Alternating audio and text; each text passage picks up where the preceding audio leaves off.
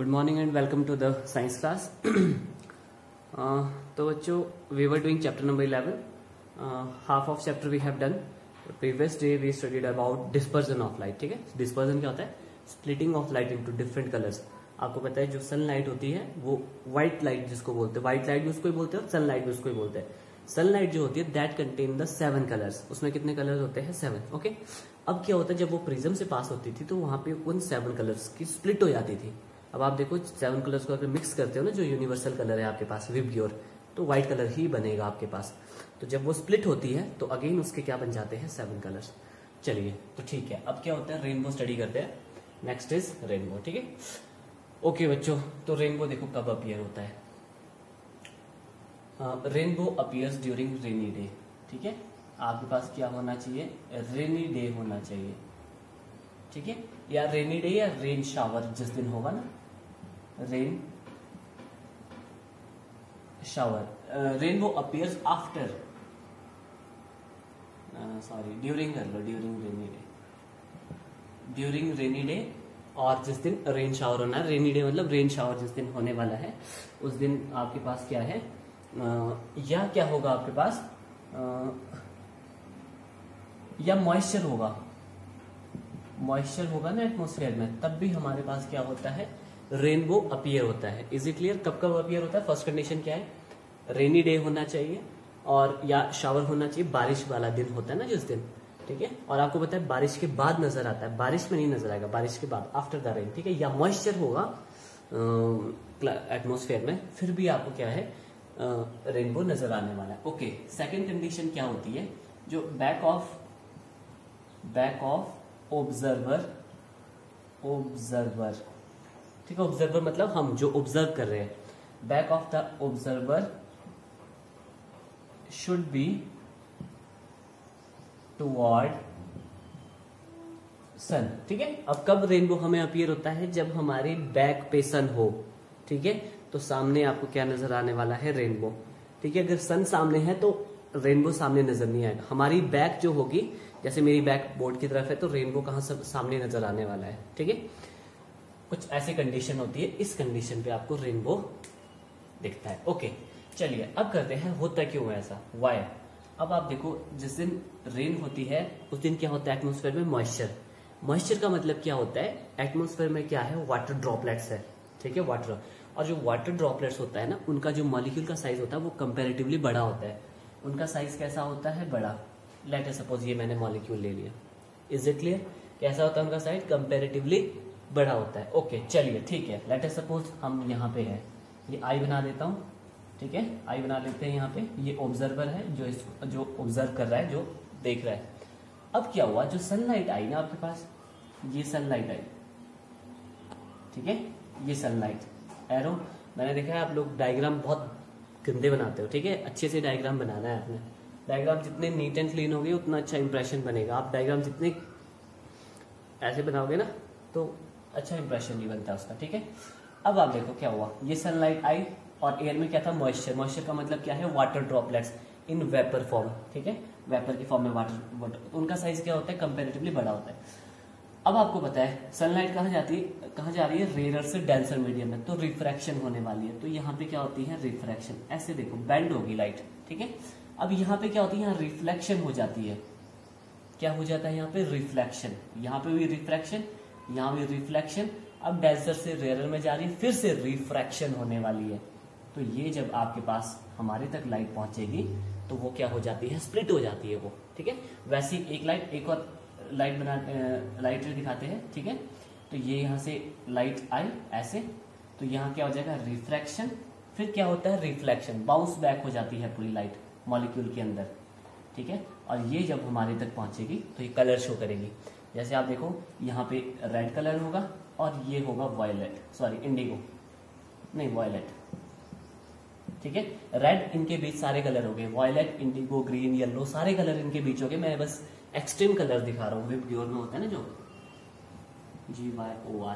वैसे ही water droplet ये भी कलर स्प्लिट करेगा, ये वाला स्प्लिट करेगा, ये भी ऑल कलर स्प्लिट करने वाला है। हमने एक्सट्रीम कलर्स दिखाए हैं, ये और ये, इसीलिए आपको क्या होता है? रेनबो अपीयर होता है। Is it clear? अब आप क्यों हुआ रेनबो, अब हम राइट करते हैं। अब आप देखो, ठीक है, water droplets in the atmosphere are bigger in size, ठीक है। नहीं, सबसे पहले आपने क्या लिखना है, rainbow appears due to the dispersion of light, dispersion of light, ठीक है, dispersion of light through the water droplets present in the atmosphere, ठीक है। एटमोस्फेयर में जो वाटर ड्रॉपलेट्स है उनकी वजह से डिस्पर्जन हुआ, उसकी वजह से क्या हुआ, हमें ये नजर है, ठीक है। अब सेकंड में क्या लिखोगे आप, इट अकर्स ड्यू टू किसकी वजह से हुआ, रिफ्रैक्शन एंड रिफ्लेक्शन, दोनों हुआ यहां पे। देखो यहां पे और यहां पे क्या हो रहा है, रिफ्रैक्शन, यहां क्या हो रहा है, रिफ्लेक्शन। रिफ्लेक्शन क्या होती है, पूरा बाउंस बैक हो जाना। It occurs due to refraction and reflection of sunlight through water droplets, that's it, ठीक है। फर्स्ट क्या किया हमने, फर्स्ट हमने लिखा, क्योंकि ये कंडीशन है इसकी, टू कंडीशन आपको बता देते कि what are the conditions of the rainbow. तो आपने बताना है रेनी डे होना चाहिए, या रेन शावर होना चाहिए, या मॉइस्चर होना चाहिए एटमोस्फेयर में। मॉइस्चर इन एटमोस्फेयर लिख देना है यहाँ पे, in atmosphere, moisture in atmosphere, PHERE, ठीक है, एटमोस्फेयर। और क्या होता है, back of observer should be toward sun, जो बैक होना चाहिए ना वो सन की तरफ होना चाहिए। ओके, ये हो गई कंडीशन। अब आपको मैंने यहाँ पे डायग्राम के थ्रू बिल्कुल क्लियर हो चुका है। फर्स्ट क्या लिखा, rainbow appears due to the dispersion of light by the किसके थ्रू, water droplets present in the atmosphere, ठीक है। It occurs due to the refraction and reflection, दोनों होगा वहां पे, of sunlight through the water droplets, ठीक है। दैट्स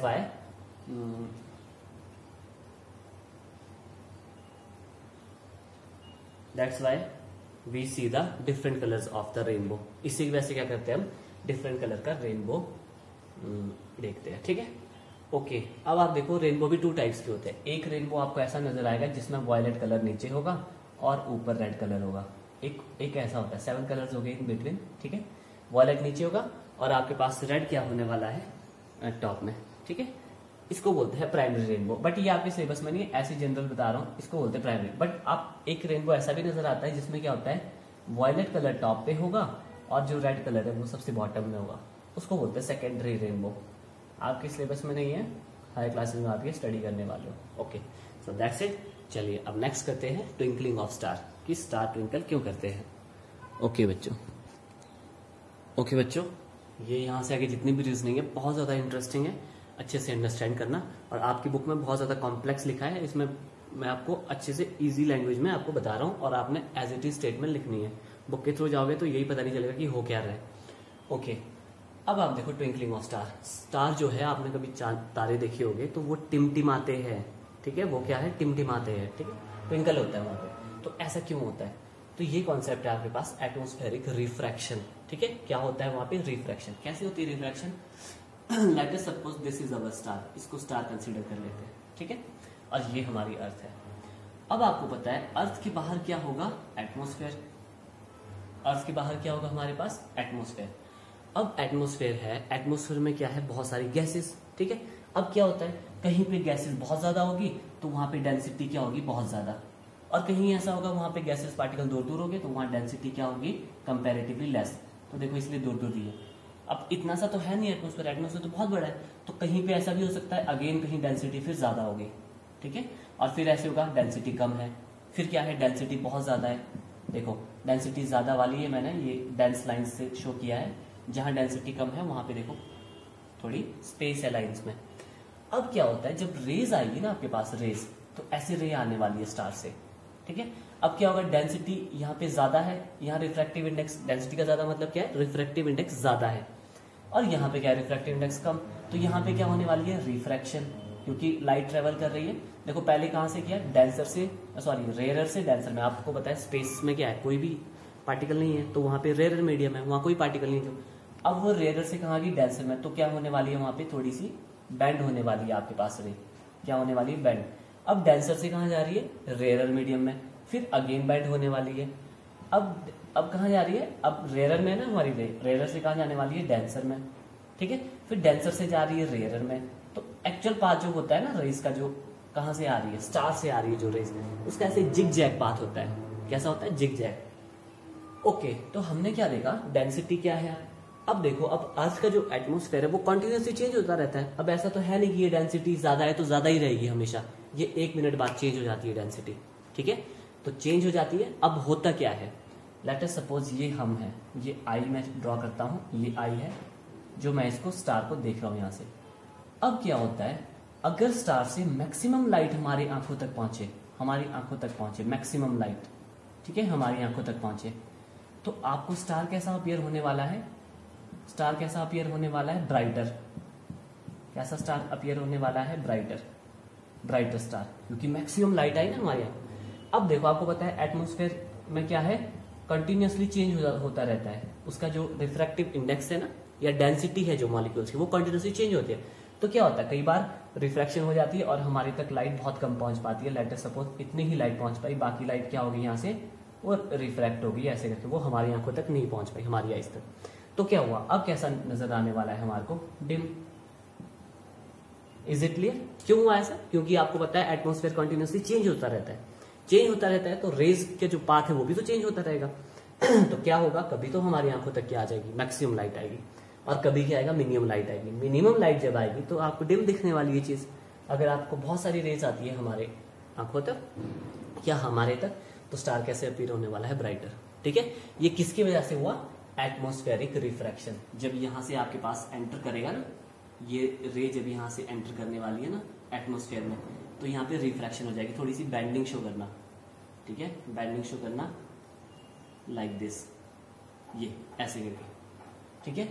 एक्चुअल पाथ ऐसे दिखाया जाएगा, इसको इतना सारा नहीं दिखाया जाएगा, ये आपको अंडरस्टैंड करने के लिए बताया है, क्योंकि डेंसिटी कंटिन्यूसली चेंज। अभी देखो, अभी ये डेंसर है ना, ये रेयर है, बाद में ऐसा भी हो सकता है 1 मिनट बाद या 1 सेकंड बाद आपके पास ये रेयर बन जाएगा, डेंसर बन जाएगा, क्योंकि मॉलिक्यूल्स कंटिन्यूसली मूव करते हैं करके, तो कहीं भी जा सकते हैं।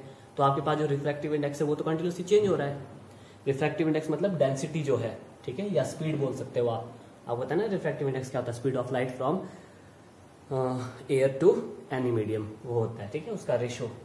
ओके, चलिए फिर इसको अब राइट करते हैं। सिंपल वे में आपको समझा दिया है, आप ये ड्रॉ करो और ये ड्रॉ करो और ये ड्रॉ करो। अगर ये भी ड्रॉ करना चाहते हो तो कर सकते हो, ठीक है, बट यहीं से ही आपका पूरा कॉन्सेप्ट क्लियर हो रहा है। इज इट क्लियर, चलिए फिर राइट करना। बुक में तो पता नहीं क्या लिखा हुआ है, बट मैंने इसका आंसर पहले खुद स्टडी करना पड़ता है, आपको पढ़ाने के लिए भी काफी स्टडी करनी पड़ती है, फिर जाके क्या होता है एक रिजल्ट तक पहुंचते हैं। सो बच्चों, इजी वे में आपको बता दिया कि ऐसा होता है, अब आप इजीली अंडरस्टैंड कर चुके हो। चलिए अब राइट करते हैं। आपने राइट करना है, twinkling of star occurs due to the refraction of star light by the earth atmosphere, ठीक है। Refraction twinkling of stars occurs due to the refraction of star light by the earth's atmosphere. किसकी वजह से होता है twinkling, earth's atmosphere की वजह से। Full stop. नेक्स्ट लाइन से स्टार्ट करना। When maximum light reaches us, then star will appear brighter, ठीक है। When maximum light reaches us, us का मतलब है हमारे तक। When maximum light reaches us, the star will appear brighter, ठीक है। Full stop. नेक्स्ट लाइन से स्टार्ट करना फिर। As the earth atmosphere continuously changes, अब हमने क्या राइट करना है कि as the earth's atmosphere continuously changes, so the refractive index also changes। अब अर्थ का एटमोस्फेयर चेंज हो रहा है, तो एटमोस्फेयर चेंज होने का मतलब क्या है, रिफ्रैक्टिव इंडेक्स चेंज हो रहा है, ठीक है। Refractive also changes. सो क्या लिखा हुआ है मैंने,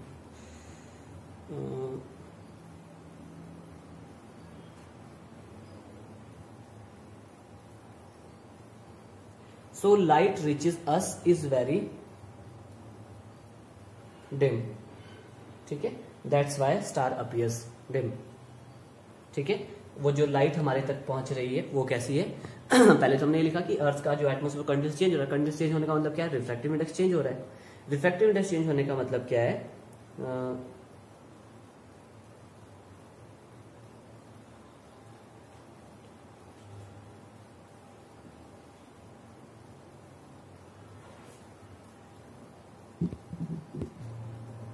ओके बच्चों, आपने क्या राइट किया? As the earth atmosphere continuously changes so the refractive index also changes, so the light reaches us is very dim. ठीक है, light reaches us is very dim, hence star appears dim. ठीक है, अब देखो पहले क्या था ब्राइट, फिर क्या हो गया dim, bright dim, bright dim. क्यों? अर्थ के एटमोस्फेयर की रिफ्रैक्शन की वजह से। ओके, आप क्या राइट? वैसे देखो और भी आप डायग्राम बनाना चाहो ना, ये आई है, लेट अस सपोज इतनी सी लाइट आई और बाकी सारी की सारी जो रेज है ना आपके पास, वो क्या होगी? रिफ्रैक्ट। अब देखो और ज्यादा डिम हो जाएगा आपके पास, क्या? स्टार। That's it. तो इतना सा रीजन था ये, और बिल्कुल इजी वे में बता दिया आपको। ओके बच्चों, चलिए नेक्स्ट करते हैं। ओके बच्चों, next is advance sunrise and sunset.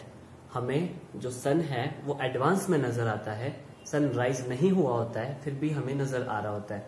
और आप देखो सनसेट जब हो रहा होता है, एक्चुअल में सन डूब चुका होता है बट फिर भी हमें नजर आता है। आप देखो कई बार जब सनराइज होता है तो आपको एक येलो कलर की या रेडिश कलर की एक बिंदी की तरह नजर आता है हमें, मतलब एक पॉइंट की तरह नजर आता है सन। वैसे तो हम सन की ओर देख नहीं सकते, फिर उसको क्यों देख पा रहे हैं? क्योंकि एक्चुअल में वो सन है ही नहीं। वो क्या है? वो उसकी अपेरेंट पोजीशन है। अपेरेंट पोजीशन क्या होता है? Different position. ओके, और जब सन सेट होता है तब भी हमें बिंदी की तरह नजर आता है शाम को। आप सनसेट देखोगे कहीं किसी एरिया का, किसी गांव में सनसेट बहुत अच्छा होता है, बिल्कुल रेडिश हो जाता है और सन बिंदी की तरह नजर आता है। वैसे तो सन को नहीं देख सकते, फिर वो कैसे दिख रहा है? क्यों? क्योंकि वो एक्चुअल में सन होता ही नहीं है। ठीक है, वो अपेरेंट पोजीशन होती है। तो ऐसा क्यों होता है? देखो 2 मिनट डिले होता है इसमें। कितना होता है? 2 मिनट डिले। ऐसे ही राइट कर देना इसको साइड में कहीं। 2 मिनट डिले मतलब 2 मिनट सनराइज होने से पहले 2 मिनट हमारे को नजर आता है, और सनसेट हो चुका होता है बट 2 मिनट तक फिर भी हमें नजर आने वाला है, ज्यादा भी नजर आ सकता है। ओके, चलिए देखो क्या होता है। ये आपके पास अर्थ है, ये हमारी अर्थ है। ठीक है, और लेट अस सपोज ये आप हो यहाँ पे, ये आप हो यहाँ पे। ठीक है, और यहाँ पे हम सनसेट और सनराइज देख रहे हो। अब आप देखो एक लाइन ड्रॉ करता हूं, इस लाइन को बोलते हैं हॉरिजॉन। हॉरिजॉन, ठीक है, वैसे ही हॉरिजॉन यहां भी हो सकता है। ठीक है, हॉरिजॉन ये। ठीक है, अब देखो अर्थ है तो क्या होगा वहां पे? एटमोस्फेयर होगा। Is it clear? अर्थ है तो क्या होगा वहां पे? एटमोस्फेयर। तो एटमोस्फेयर ड्रॉ कर दिया।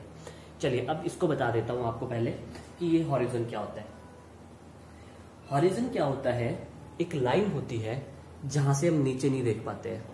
ठीक है, लेट अस सपोज आप टेरिस पे खड़े हो, एक कॉर्नर पे खड़े हो, तो आप लास्ट कॉर्नर से नीचे नहीं देख सकते हो, तो वो स्ट्रेट लाइन क्या होगी आपके पास? एक हॉरिजन, जिससे बिलो हम नहीं देख पाएंगे। Is it clear? और हॉरिजन को कैसे समझ सकते हो? हॉरिजन एक पॉइंट होता है जहां पे सन और अर्थ मीट होते हैं, मतलब अपीयर होता है, मीट तो नहीं होते बट अपीयर होता है।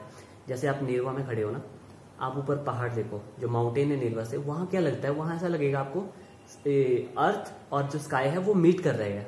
ऐसे अपीयर होता है कि अगर हम उस पहाड़ी पे चले जाए तो शायद आसमान नजदीक होगा। आप अपने गांव में चेक कर लेना, कहीं दूर अगर पहाड़ी देखोगे या सामने कहीं पहाड़ी होगी तो आपको ऐसा नजर आएगा ये सन क्या नाम, ये अर्थ और स्काई की भी डिस्टेंस बहुत कम है वहां पे, या आपको ऐसे अपीयर होगा कि ये दोनों मीट हो चुके हैं वहां पे। उसको बोलते हैं horizon. Is it clear? Clear हो गया? तो हॉरिजॉन वो होता है। हॉरिजॉन मतलब जहां से हम नीचे नहीं देख पाते, या एक जगह जहां पे जो आपके पास अर्थ और जो स्काई है वो ऐसे अपीयर होता है कि मीट हो रहे हैं, अपीयर होता है। ओके, अब देखो क्या होता है। सनसेट और सनराइज में सन कहाँ होगा? हॉरिजॉन से नीचे, हमें नहीं दिखेगा। ठीक है, सन कहाँ है? यहाँ पे। ठीक है, ये सनसेट है और यहाँ पे सनराइज कर लेता हूं मैं। लेट अस सपोज ये आपके पास सन है बिलो द हॉरिजॉन। ठीक है, तो यहाँ से रेज आएगी, सनलाइट यहाँ से रे आएगी। अच्छे से बना लेते हैं इसको। यहाँ से रे आने वाली है, कहां से? सन से, जो सनलाइट आएगी। अब क्या होगा? जब ये एटमॉस्फेयर में एंटर कर रही है तो वहां पे क्या हो जाएगा? रिफ्रैक्शन। वहां पे क्या हो जाएगी?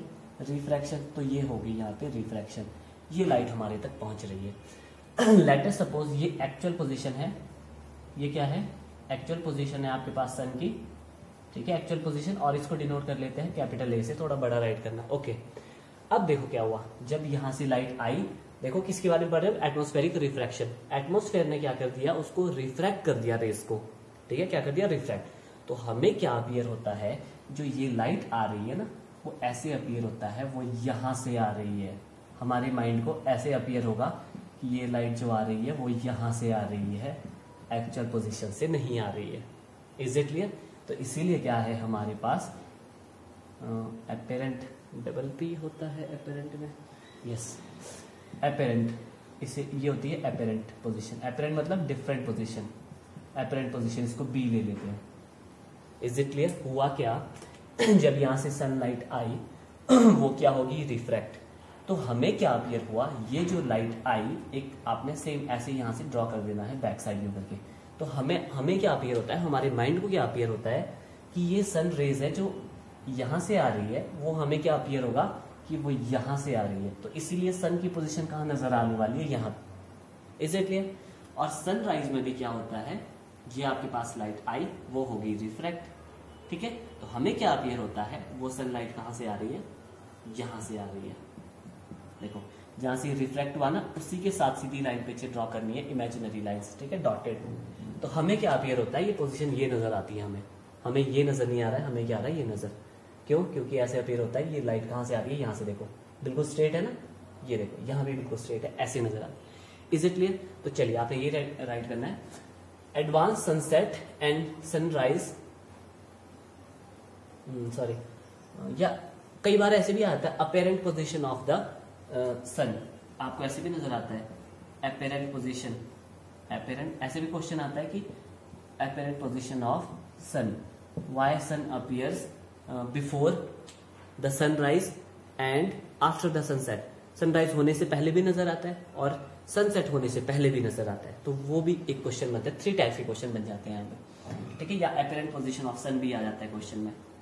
तो आप क्या राइट करोगे, sun appears in advance during sunrise and sunset, ठीक है, due to refraction of sunlight, refraction of sunlight by the earth atmosphere, ठीक है, by the refraction of the earth atmosphere, ठीक है, okay.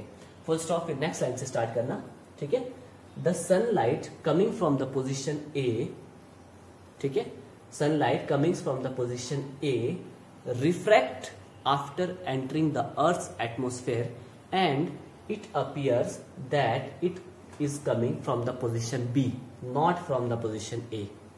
That's it. That's why बस वो तो starting में clear. That's why we see apparent position of the sun। हो गया क्लियर? एक बार फिर से पॉज करना, रिवाइंड करना, स्टेटमेंट को अच्छे से सुनना और अच्छे से राइट करना, ठीक है। The sunlight coming from the position A after refraction by the earth atmosphere, it appears us that it is coming from the position B, not from the position A. That's why we see the apparent position of the sun. That's it, ठीक है, okay. तो चलिए, ये तो था apparent position of सन। कई बार apparent position of star भी आ जाता है कि स्टार जो है ना, जो आप स्टार आसमान में देख रहे हो, वो एक्चुअल पोजिशन नहीं होती है उसकी, ठीक है, वो भी आप उसकी अपीरेंट पोजीशन देख रहे हो। वो भी क्या है, सेम रीजन आपने बताना है। ये अर्थ है, ये अर्थ है, ठीक है, और ये अर्थ पे लेटर सपोज आप अपने को एज्यूम कर लो, और ये हो गया अर्थ का atmosphere. Later suppose this is our star. अब स्टार से जो रेज आ रही है वो क्या हो जाती है, रिफ्रैक्ट। अब ये क्या अपीयर होता है, ये कहाँ से आ रही है रेज, ये यहाँ से आ रही है, ठीक है। तो इसीलिए जो स्टार है दैट ऑल्सो अपीयर्स अपेरेंटली, ठीक है। Apparent position of sun, oblique कर देना इसको स्टार, आंसर सेम आने वाला है। किसकी वजह से होता है, और उसके एटमोस्फेयर की वजह से होता है। वहां क्या हो जाती है, रिफ्रैक्शन। तो हमें क्या अपीयर होता है, रेज जो आ रही है वो ए से नहीं आ रही है, वो कहाँ से आ रही है, बी से। ऐसे हमारे माइंड को अपीयर होता है। दैट्स वाई एडवांस सनसेट भी होता है, सनराइज भी होता है, और apparent position of star and sun भी होता है, ठीक है। चलिए अब करते हैं स्कैटरिंग ऑफ लाइट। ओके बच्चों, वेरी इंटरेस्टिंग। आई होप आपको पढ़ते हुए बहुत इंटरेस्ट आ रहा हो, क्योंकि आप लॉजिक्स को अंडरस्टैंड कर रहे हो। आज तक जो आपके साथ होता था तो वो वैसा। अच्छा, एक चीज और, अगर आप मून से स्टार को देखोगे तो व्हाट डू यू थिंक, क्या लगता है आपको, स्टार ट्विंकल करते हुए नजर आना चाहिए या नजर नहीं आना चाहिए? पॉज द वीडियो और सोचो जरा थोड़ा सा, ठीक है, पॉज करना वीडियो को जरूर। ओके, आप देखो मून पे एटमॉस्फेयर नहीं है, तो वहां पे क्या है, आपको स्टार ट्विंकल करते हुए नजर नहीं आने वाला है, क्योंकि वहां तो रिफ्लेक्शन होनी नहीं है। रिफ्लेक्शन जब नहीं होगी तो स्टार भी ट्विंकल नहीं करने वाला है। Is it clear? आपने पॉज करना, फिर सोचना, फिर आंसर सोचना अपने लिए। ओके, नेक्स्ट देखो फिर क्या आता है, टिंडल इफेक्ट। आपने प्रीवियस क्लास में भी किया है। मैंने ही पढ़ाया आपको। What is Tyndall effect? Scattering of beam of light is called Tyndall effect. होता है कैसे? कभी आपने देखा होगा सुबह के टाइम जब आप कपड़े फोल्ड कर रहे होते हो और बाहर से एक बीम आ जाए ना लाइट की, एक लाइट की बीम आ जाए, बीम मतलब एक रे आ जाए बाहर से, तो वो कैसे अपीयर होती है, उसकी बिल्कुल पाथ नजर आ जाता है आपको। आपने देखा होगा तो आप इजीली अंडरस्टैंड कर सकते हो। या जंगल में भी ऐसा होता है। जंगल में क्या होता है, जब रेज आती है ना तो ऐसे अपीयर होता है, एक रास्ता जैसा नजर आ जाएगा आपको पूरा उस रे का। आप घर पे भी देख सकते हो उसको, ठीक है। या आप देखो अगर आप पास सॉल्यूशन है ना हेट्रोजीनियस मिक्सचर, उसमें से लाइट पास करोगे तो अंदर लाइट नजर आ जाएगी आपको। क्यों हुआ क्या वहां पे जो पार्टिकल्स थे ना, अब देखो पार्टिकल्स से आपको पता है अर्थ के एटमोस्फेयर में पार्टिकल्स है, बहुत सारे पार्टिकल है, स्मोक के पार्टिकल भी हो गए, डस्ट के पार्टिकल्स भी हो गए।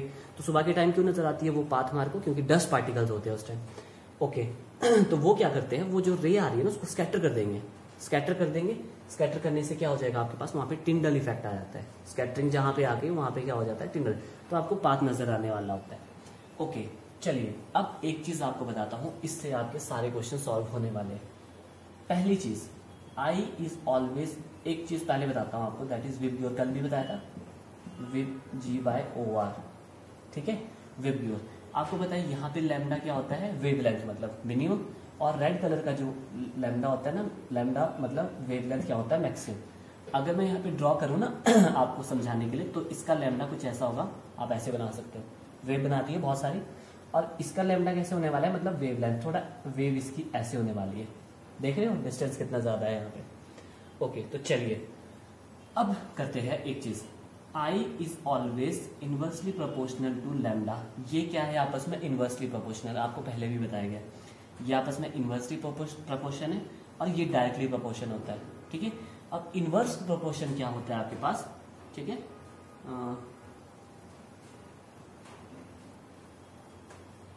यही बता देता हूँ, ठीक है, लिखने की जरूरत नहीं है, आपको अंडरस्टैंड हो जाएगा। देखो ये आई क्या होता है, इसको this is I is called, I होता है that is intensity of scattering, ठीक है, इंटेंसिटी ऑफ स्कैटरिंग मतलब स्कैटर होना किसी लाइट का, स्कैटर मतलब फैल जाना। ओके और लैम्डा तो आपको पता है ये क्या होती है, वेवलेंथ, इज इट क्लियर? अब देखो क्या होगा, जिसकी वेवलेंथ, इनवर्स प्रोपोर्शन क्या होता है, इनवर्स होता है अगर एक चीज बढ़ रही है तो दूसरी चीज डिक्रीज करेगी। If one is increasing then other one is decreasing, ठीक है। मतलब अगर लैम्डा इंक्रीज करेगा तो आई डिक्रीज करेगा, ठीक है। और अगर लैम्डा इंक्रीज करेगा तो ये डिक्रीज करेगा, अगर ये इंक्रीज करेगा तो ये डिक्रीज करेगा, अगर ये डिक्रीज करेगा तो ये सॉरी कंफ्यूजन होगी, ठीक है। अगर ये कम होगा तो ये ज्यादा होगा, अगर ये ज्यादा है तो ये कम होगा। इनवर्स रिलेशन है। इनवर्स का मतलब होता है अगर एक चीज बढ़ रही है तो दूसरी चीज, जैसे आपने प्रेशर किया ना, प्रेशर क्या होता है, फोर्स अपॉन एरिया, ठीक है। अब एरिया जितना कम होगा प्रेशर उतना ज्यादा लगता है, ठीक है। तभी तो देखो किलो को आगे से क्या बनाया, पतला, क्योंकि एरिया जितना कम होगा ना आगे से उतना ज्यादा प्रेशर बना पाएगा वो। आप पाइप हो जैसे, तो मतलब अगर ये कम है तो ये ज्यादा है। आप वाटरिंग कर रहे हो अपने मानो फील्ड को, ठीक है, गार्डन को, तो क्या है आपको पाइप को आगे से दबाना पड़ता है ना, ताकि एरिया क्या हो जाए कम, तो प्रेशर क्या लगेगा पानी का ज्यादा, तो वो दूर तक जा सकता है। ये होता है इनवर्स रिलेशन, मतलब एक चीज बढ़ेगा तो दूसरा कम हो जाएगा, ठीक है। अगर ये बढ़ेगा तो ये कम हो जाएगा।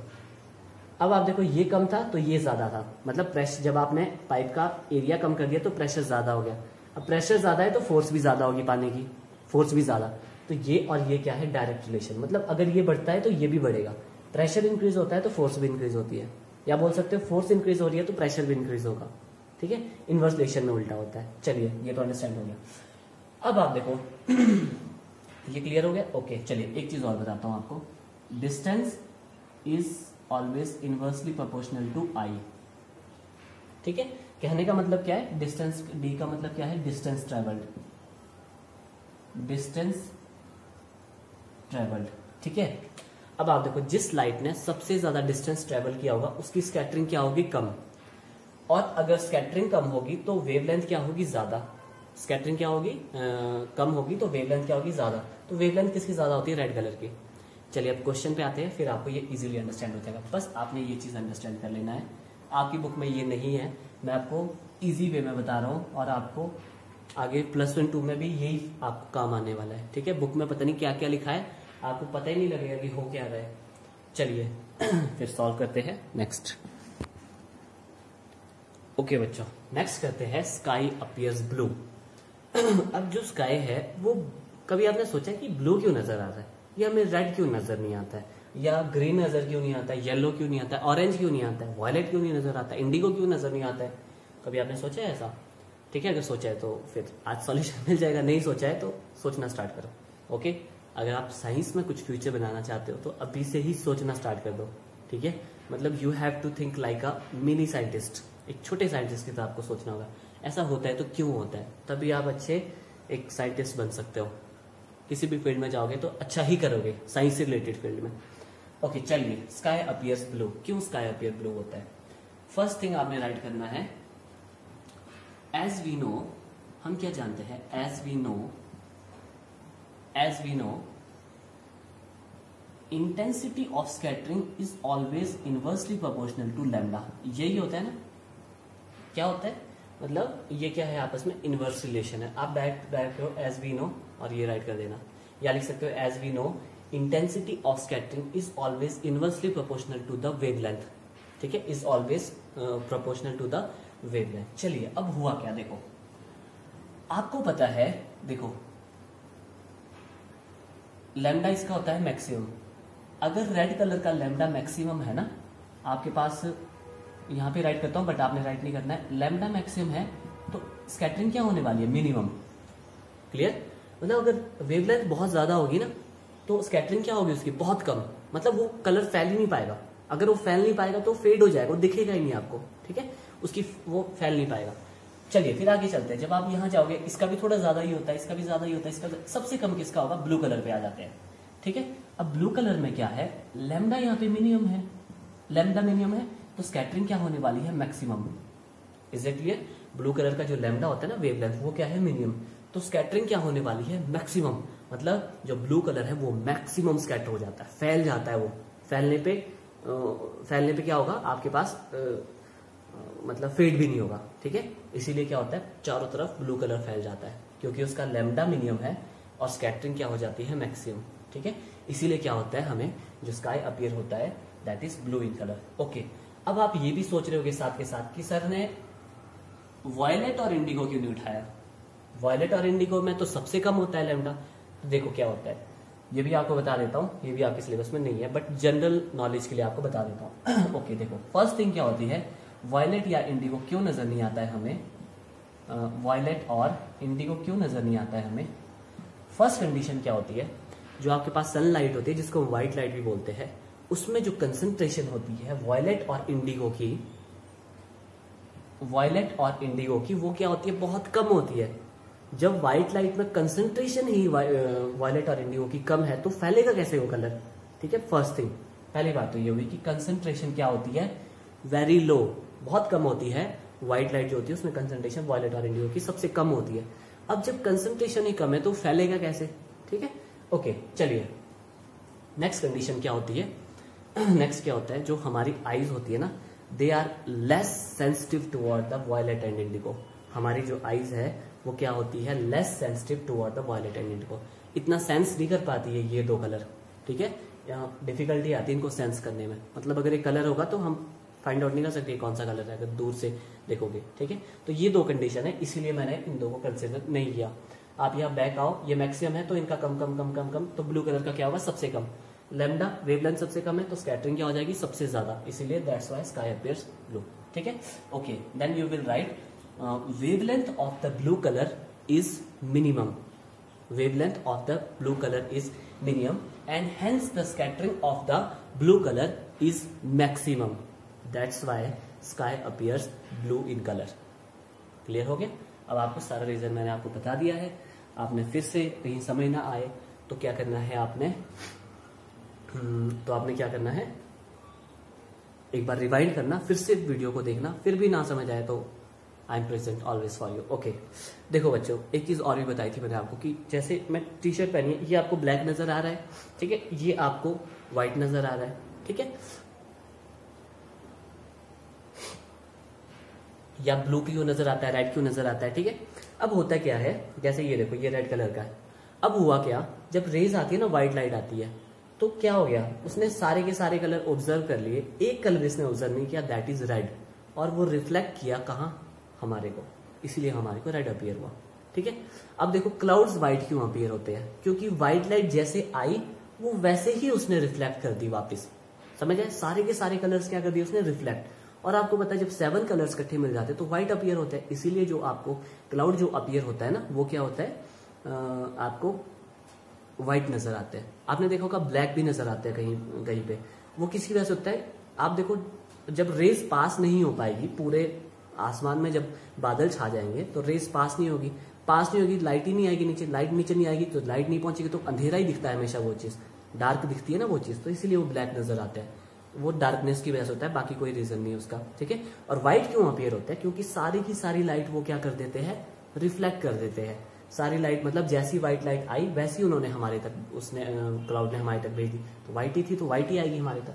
ठीक है, और ये फिर वैसे ही कोई भी कलर आपको नजर आता है ना, वो किसकी वजह से होता है, उसकी वजह से। ठीक है,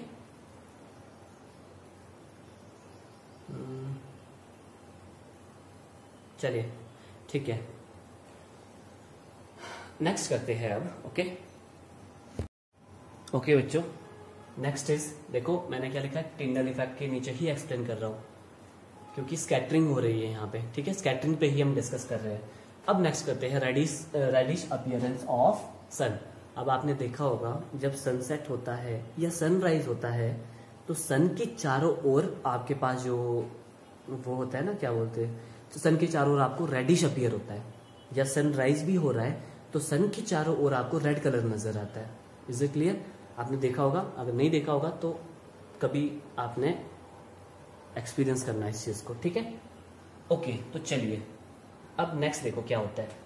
आपको पता है ड्यूरिंग सनसेट और ड्यूरिंग सनराइज, आपको पता है लेट अस सपोज ये सन हो गया यहाँ पे। ठीक है,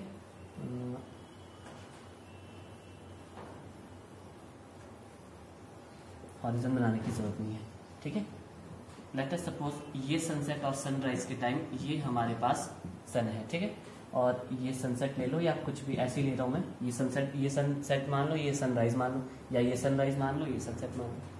क्या बोल दिया पता ही नहीं लगा।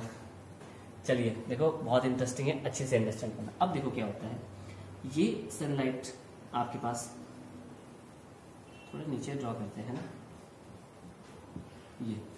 ठीक है, अब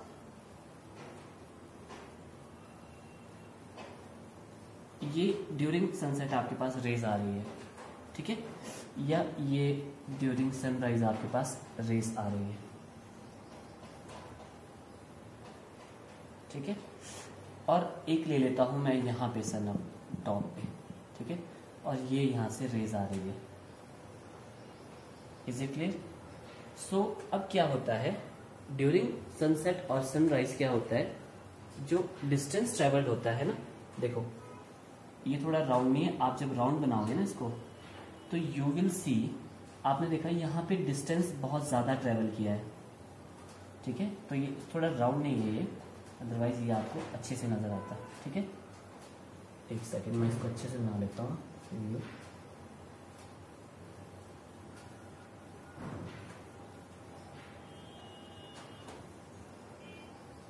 लाइक दिस। ठीक है, अब आप देखो क्या है, ये सनसेट ने यहाँ पे सॉरी सनसेट और सनराइज के टाइम ये डिस्टेंस ट्रेवल हुआ यहाँ से लेकर यहाँ तक अर्थ के एटमॉस्फेयर में, और ये ले लो दूसरा सनराइज। ठीक है, तो डिस्टेंस ट्रेवल हुआ ये आपके पास ड्यूरिंग सनसेट और सनराइज, ये डिस्टेंस ट्रेवल हुआ, और ये है जब सन आपके सर के ऊपर है या कहीं पे भी हो सकता है, तो डिस्टेंस ट्रेवल क्या हुआ ये। नाउ यू कैन सी ये वाला डिस्टेंस बहुत कम है और ये ज्यादा है, ऐसे आपको दिख भी रहा होगा। ये वाला डिस्टेंस इतना सा है, और यहाँ पे अगर आप देखोगे, अगर ये चेक करूँ ना मैं, ये इतना डिस्टेंस है, और यहाँ पे चेक करोगे तो ये डिस्टेंस इतना है। Is it clear? आप यहाँ पे देखो डिस्टेंस क्या है, इतना सा है। ठीक है, मतलब इतना सा था जब सन आपके पास सर पे था, या और यहाँ पे सनसेट और सनराइज के टाइम कितना है, देखो इतना डिस्टेंस है।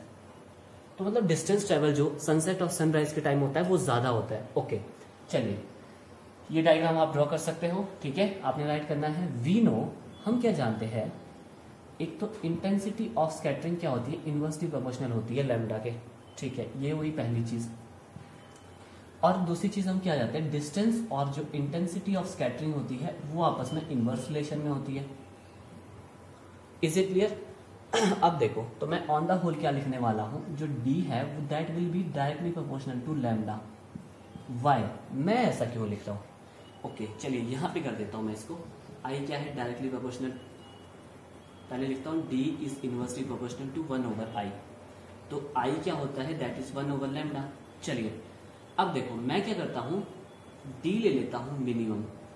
डी मिनिमम है, सॉरी मैक्सिमम ले लेता है, क्योंकि एक उठा लो, मिनिमम उठा सकते हो, वो आपकी चॉइस है। मैक्सिमम उठा लेता हूं। डी क्या है, मैक्सिमम, कि भाई सनसेट और सनसेट के टाइम जो डिस्टेंस ट्रेवल किया ना लाइट ने, कहां पे, अर्थ के एटमोस्फेयर में, वो बहुत ज्यादा था। तो इंटेंसिटी ऑफ स्कैटरिंग क्या होने वाली है, मिनिमम, क्योंकि इनवर्स रिलेशन है। आपको पता है अगर इंटेंसिटी ऑफ स्कैटरिंग मिनिमम है तो लैम्डा क्या होने वाला है, मैक्सिमम। तो मतलब डी भी मैक्सिमम है और लैम्डा भी क्या है आपके पास, मैक्सिमम। इसका मतलब क्या है, ये डायरेक्ट रिलेशन रहा होगा। Is it clear? Direct relation में तो यही होता है, डायरेक्ट रिलेशन मतलब एक चीज बढ़ती है तो दूसरी चीज भी बढ़ती है। तो इसीलिए मैं क्या लिख रहा हूँ, D directly proportional to lambda. ये आपको अंडरस्टैंड करने के लिए बताया, आज से लेकर जब तक आप साइंस पढ़ोगे आपको हमेशा के लिए याद रहने वाला है अब, ठीक है। ये फॉर्मूला आपने लर्न कर लेना है। बुक में तो ऐसी थ्योरीज लिखी है जिसका पता नहीं चल रहा है कि क्या लिखा हुआ है। ओके चलिए, तो हम इसीलिए मैं क्या लिख रहा हूँ, D is directly proportional to lambda, क्योंकि डी भी मैक्सिमम आ रहा है, लैम्डा भी क्या आ रहा है, मैक्सिमम, ठीक है। ओके चलिए अब देखो क्या हुआ, डिस्टेंस ट्रेवल क्या है आपके पास ड्यूरिंग सनसेट, क्या है, मैक्सिमम है। तो लैम्डा भी क्या होना चाहिए, मैक्सिमम, क्योंकि डायरेक्ट रिलेशन है, ये मैक्सिमम है तो ये भी मैक्सिमम है। अब देखो जो लैम्डा है वेवलेंथ, वो किसकी मैक्सिमम होती है, आपने देखा है विबग्योर में जो रेड कलर होता है उसका जो वेवलेंथ होता है वो सबसे मैक्सिमम होता है। इसीलिए जो सन है हमें वो कैसा अपीयर होता है, रेड। समझ आए? लैम्डा मैक्सिमम का मतलब क्या है, डिस्टेंस ट्रेवल मैक्सिमम का मतलब क्या है, लैम्डा भी मैक्सिमम होगा। तो लैम्डा मैक्सिमम किसका होता है, रेड कलर का। इसीलिए रेड कलर हमें अपीयर होता है ड्यूरिंग सनसेट और सनराइज। अब देखो ड्यूरिंग सनराइज और सनसेट क्या है, मिनिमम, डिस्टेंस मिनिमम है तो आपके पास क्या है, लैम्डा भी क्या होने वाला है, मिनिमम, ठीक है। लैम्डा मिनिमम किसका होता है, वॉयलेट इंडिगो का। और वॉयलेट इंडिगो तो वैसे भी हम देख नहीं पाते हैं, मतलब सेंसिटिव नहीं होती आइस हमारी इतनी। ओके इसीलिए आपको सनसेट और सनराइज के ही टाइम आपको रेडिश कलर का नजर आता है। So what will you write, you have to write during sunset और सनराइज, ठीक है, डिस्टेंस ट्रेवल्ड बाय द